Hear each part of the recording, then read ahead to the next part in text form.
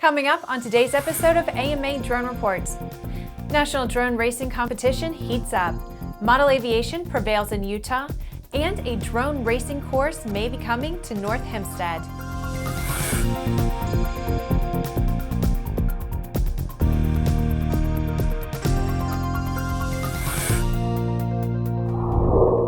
Hi, I'm Bree Cross. Welcome to Airborne's AMA Drone Report on Aero-TV, a weekly news program covering the recreational drone world in partnership with the Academy of Model Aeronautics, one of the oldest and most respected aviation organizations in the world, with more than 195,000 members and 2,400 clubs across the country.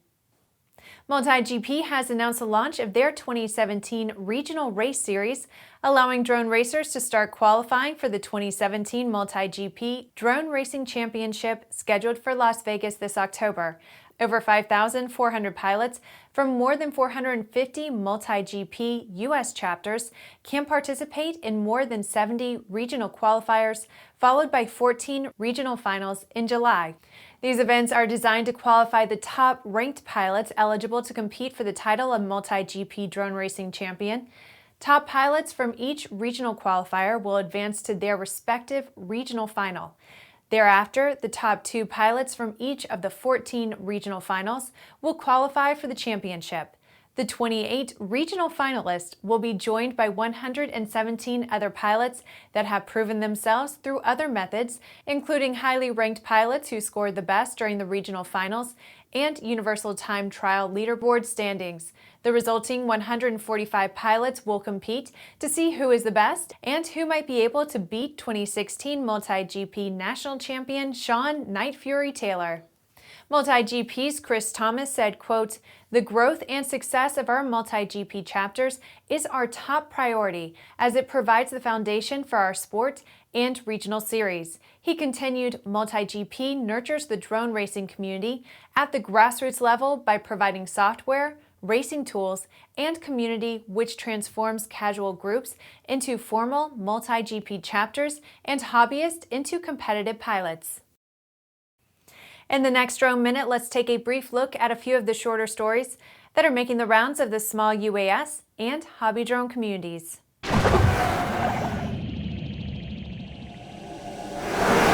It seems everyone wants to try to cash in on the drone craze.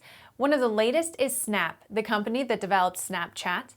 Now it appears that Snap may be readying a drone airframe to fortify its product line and offer as an extension of the company's foray into the camera business. At the AMA Expo West in Ontario, California, A&N CEO and Editor-in-Chief Jim Campbell spoke to Derek Schocklaven, Associate Brand Manager for Blade at Horizon Hobby, about how to get into FPV flying.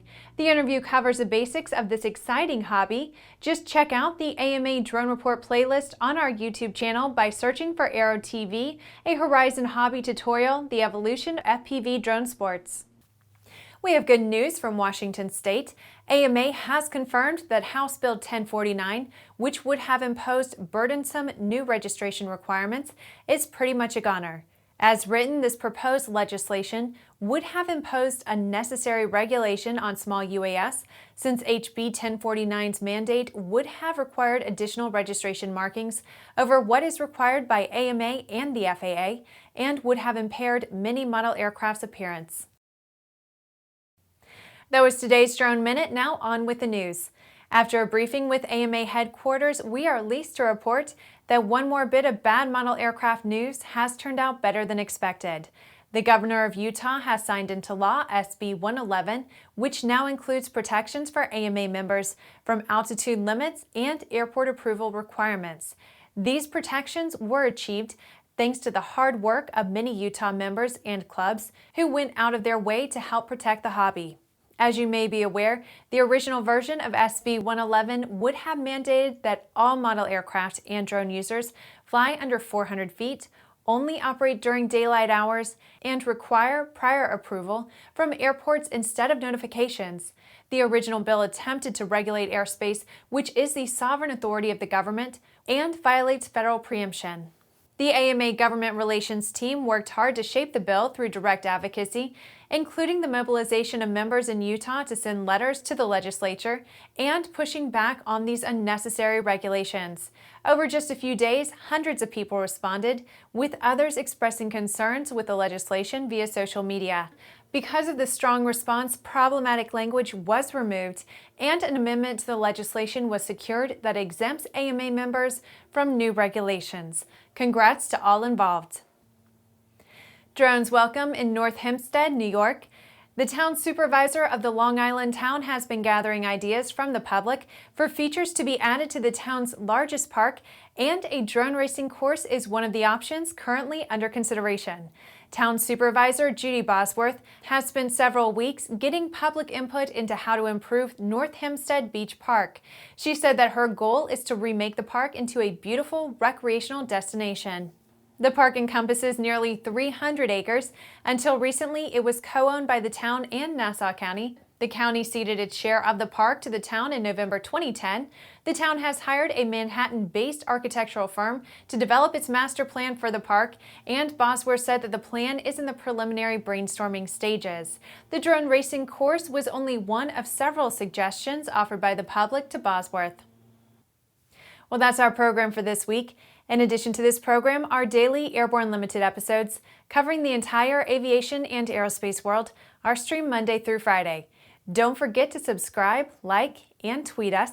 Get comprehensive real-time 24/7 coverage of the latest aviation and aerospace stories anytime at aero-news.net, and more information on the exciting hobby drone world at modelaircraft.org. We'll see you next week.